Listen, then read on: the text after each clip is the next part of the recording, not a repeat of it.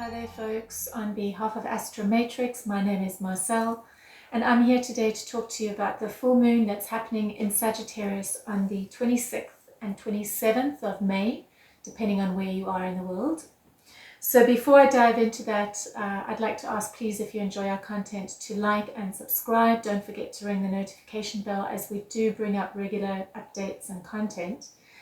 And then also just mentioning that at the end of each reading, I do a tarot reading, a spread on behalf of the collective, which gives more information to what may be playing out. So do stay tuned for that. So let's dive into it. As I mentioned, on the 26th and the 27th of May, we have the Sagittarius, and it's a super full moon. It's a lunar eclipse, so we're moving into eclipse season. And this Sagittarius full moon ties in to the moon that happened on the 14th of December. It was a new moon in Sagittarius, an eclipse as well. And there's a continuation. So generally what happens with eclipses, what is set in motion around that time, 6 months later, starts coming into some kind of fruition or culmination. And so often eclipses are feared because they potentially bring chaos, but ultimately what it's about is it's really coming to terms with something in your life that's not serving you. It may be comfortable to be in it, but it doesn't have any valid purpose any longer in your life. And so the purpose, the function of the eclipse is to wash that away over this span, over this period of time. So the full moon in Sagittarius is a period of culmination, and it's very much about bringing things into fruition and letting things go, especially because this full moon is in a conjunction to the South Node, which is about release, letting things go. So it's the tail end of the dragon. And if we want to understand the impact of this a little bit better, it's very useful to understand what Sagittarius is about. So before I dive into what Sagittarius is about, I also need to mention that about a week or two ago, Jupiter, the ruler of Sagittarius, moved into Pisces. So it's significant because Jupiter represents the religion of sorts, the religion, the beliefs, and Sagittarius is the action. So what around our belief system and our philosophies is needing change, is needing release. It's what is it that we're needing to let go of that is no longer serving us. So this square that's happening between Jupiter and the full moon conjunct South Node has a lot to do with exaggeration. So Jupiter in a square to planets can often be positive, but it can also talk about exaggeration or things not fully coming into form yet. It's that expansion that is wanting to happen. There's an incongruency with it. And so because we also subsequently have Venus and Mercury in Gemini in a square to Neptune, which has to do with Venus and Mercury in a conjunction, has to do with communication around our values or around finances. And so having this in a square to Neptune talks about deluding ourselves, deluding others, being deluded by others, some kind of deception around what it is that we're communicating. So there is the potential for some kind of exacerbation with regards to how it is that we're presenting ourselves, communicating ourselves, around what our philosophies and belief systems are that we're needing to let go of. So whatever it is that this quest is that we're on, the Sagittarius quality is always on some kind of a quest, and having Jupiter there, as I mentioned, the higher philosophy or wisdom or religion, in a square to this full moon in Sagittarius, something around our emotional belief systems, our values, not so much values. Values relates more to Venus. It's our belief systems and our philosophies. It's our perception of reality, our how it is that we express our reality, but also the paths that we're following relating to our reality based on our belief systems and our philosophies, it's needing transformation, and there's a letting go that's needing to happen. So it could have to do with an exaggerated sense of self. This may have to do with arrogance. And, you know, up until now, it may have served as some kind of protection, but it's becoming outdated, and there is a revamp that is needed, especially because it's sitting right on the tail end of the dragon, which is the South Node. The South Node, it's what we're needing to move away from. So that part of our life, that aspect of our personality, of our belief system is no longer serving us. And so because the square is happening with the full moon to Jupiter, its ruler, as well as Venus and Mercury conjunction in a square to Neptune, we're not ready to proceed forward yet. There is something in our makeup that we're needing to examine and understand. Something about our emotional expression, how it is that we perceive our reality, how it is that we project ourselves. It's needing transformation. So of course, with every single reading that we do, we always encourage you to get your charts out. You can find that on Astromatrix app, and just see where this full moon at 5 degrees of Sagittarius falls into your chart. If it is in a conjunction to a personal planet, this intensifies it. The house that it lies in is incredibly important as well, because it'll allow you to get a sense of, you know, for instance, if it's in the 6th house of being of service, how it is that you are of service may not be your full potential, or may be distorted from an exaggerated, arrogant perception or arrogant expression.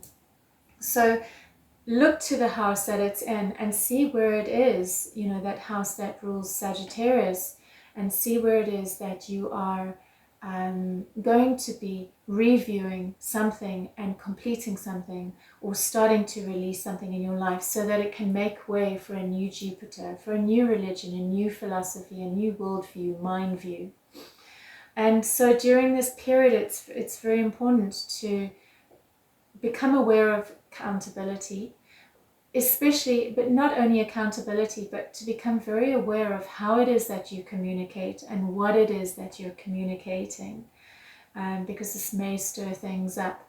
It is a potentially volatile period, especially because we have Pluto that has gone retrograde. We also subsequently have Saturn stationing retrograde on the 23rd, which will be coming into a close square with Uranus. We will be doing a separate video on the Saturn retrograde.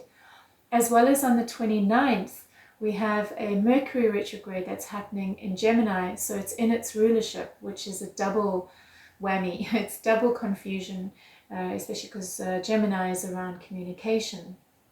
So there's a lot of fogginess. Things are not entirely clear. We're needing to get a clearer sense of how it is that we are in the world, how it is that we move in the world, our perception of our realities, where our limitations are around that, in order for us to release and transform and move in a new direction that serves us from a higher standpoint as well as others. So as I mentioned, we always do the tarot reading at the end of this reading. So I've got 4 questions that I'm going to be asking, and I'm shuffling these cards on behalf of the collective. This is a full moon in Sagittarius reading on behalf of the collective, a full moon in Sagittarius reading on behalf of the collective. And so the first question is, where are my philosophies and beliefs distorted? The second question is, where am I not seeing clearly? Third question is, what am I needing to release? And the fourth question is, what is the full moon showing me? So we'll just give these cards a little bit more of a shuffle, and then let's dive straight in. So once again, this is a full moon reading So we have got the Seven of Swords, which is the card of deception. So it's there. And this could be deceiving yourself, it could be deceiving others, it could be being deceived by others. All right, so what is the theme of this reading? Okay. And it's important that that card fell out. It's the Empress, and I will explain now my thoughts around this. So the first question is, where are my philosophies distorted? What is the full moon showing me? Where am I not seeing clearly? And what am I needing to release? Okay. All right, so the first thing is, with this Empress card that represents the theme of the reading, I think it's really important,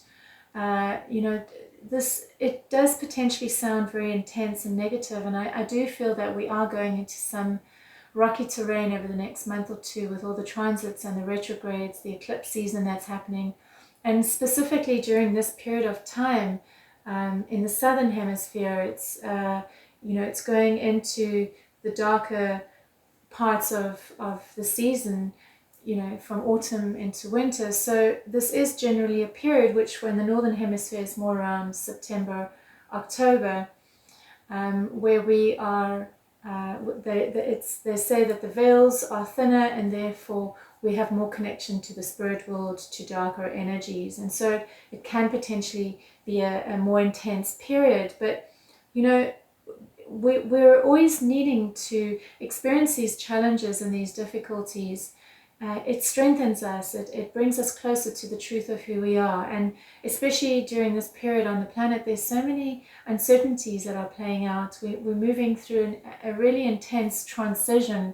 And so it's really important to establish some kind of groundedness and faith that everything that is playing out for the greater good, for the best of our realities, and that we're going through some kind of purging, some kind of cleanse, but it's all leading us to a place where we are living from a higher truth. And so the Empress is asking us to stay calm, to nurture ourselves, to give ourselves the things that soothe us and serve us and bring us some kind of nurturing and healing. So for instance, getting some exercise, meditating every day, healthy eating, these things keep our frequencies higher despite the challenges that are going on. Okay, so the first question is, where are my philosophies distorted? And we have the World. And the World card talks about completion. It's the final card in the deck. It's the final card of the archetypal journey of the Fool, from the beginning to the end. So where are my philosophies distorted? And it's, these are our philosophies around life. And the World talks about, it's either literally the world, the planet, or it's to do with something in our reality that is completing. So where are my philosophies distorted? And I feel that it's talking about the world and our perception of the world and what's going on this planet. How it is that we're perceiving it, our role in it, our connection to it, our connection to each other. There are distortions around there. And I feel that this has to do with our inability as humans. For some of us, or for some of you, you may have connected with this already, you may have a sense of it, but for many of us, we have not fully connected to this, and it's connection to the idea that we are all connected, that we are all one, and however it is that we treat this world is how we treat ourselves. And this applies on a greater scale to the planet, but also to our closer relationships with each other. So how it is that we treat our family and friends is how it is that we treat ourselves, because it's a direct impact. It affects us. It's also a reflection of how it is that we treat ourselves. So there's a review around that's been shaken up. And Sagittarius is about the bigger picture. It's about your perception of your reality. And so that is undergoing some kind of transformation and completion. The next question is, what is the full moon showing me?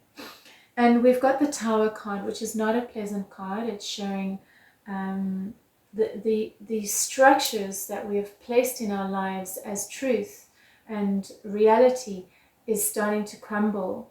And it's crumbling because the foundation is not solid. It's not. It's no longer relevant for who we are, nor is it the truth that we are needing to live for our lives. So the full moon is going to show us some kind of disillusionment, some kind of destruction or release, letting go, melting, coming apart. So obviously, depending on what area of our lives the moon lies in our charts, this will give a clearer indication of where that might be happening. There might be some kind of chaos playing out in order to dissolve what is no longer right for us. So the next question is, where am I not seeing clearly? And we've got the Hermit card, and the Hermit card is it indicates that it's time to go inwards and find your inner light. And so there is a part of you that is not allowing this process fully. What are you not seeing clearly? You're not seeing clearly that what's really needed during this period is to find your truth and to find your light. So a lot of us are on a path of sorts, with the intention of becoming more conscious, with the intention of bringing ourselves to a greater level of peace. But for those of you who are still moving through life, possibly not being accountable for how it is that life is playing out in front of you, there is a need to go inwards and to examine yourself on a deeper level and to understand yourself on a deeper level. And this process allows you to start connecting to what your truth is and what your light is about. I also feel that this card is talking about some kind of need for individuation, and what that because the Hermit card is a card of aloneness. So it really is asking, how much time are you spending alone? How is it possibly that you're still distracting yourself too much in your reality and not allowing yourself that space to go inwards and see yourself clearer, see the truth clearer? The last card is, what am I needing to release? And we've got the Four of Swords, which is talking about, it's a very mental card. So there's a need to actually take space from the machinations of the mind, how it is that we get plugged into the noise in the mind, and how it is that we identify so strongly with the noise in the mind. And so there's a need to find a way to take space from whatever the fixation is that we are occupied with in our lives, if you are occupied with it. Whatever the fears or the stresses or the worries are, there is a need to take space from that, take space from the mind. And the best way, one of the best ways is to do this is through meditation. But also spending time in nature is very healing, and possibly finding someone to work with or to have conversations with about what is tormenting you, so that there's some kind of release that can happen in order to take space from the noise in the mind. And this simply allows a level of groundedness in order to move through these challenging times. From the stance of the Empress is all about being chilled, being at ease, being in the eye of the storm. Despite the chaos that's going on, we're in the eye of the storm. We understand, we have accepted, we've made peace with the fact that there is a huge process of purging that's happening on the planet. It's the purging of the shadow, and that's okay. And I'm going to go on this journey. I'm opening myself to it, and I'm going to be as accountable as possible in order to shift my perception and my worldview of my reality as well as my reality with others, in order to come to a place of humility and where I'm speaking my deepest truths. So I hope that shed some light on this full moon that's playing out. Please do share with us where this full moon falls for you and what's going on and what you've been experiencing. We always appreciate reading your comments, as do others. It's good for us to share what's happening for us. So thank you so much for your time with watching this video, and once again, if you enjoyed this, do like and subscribe.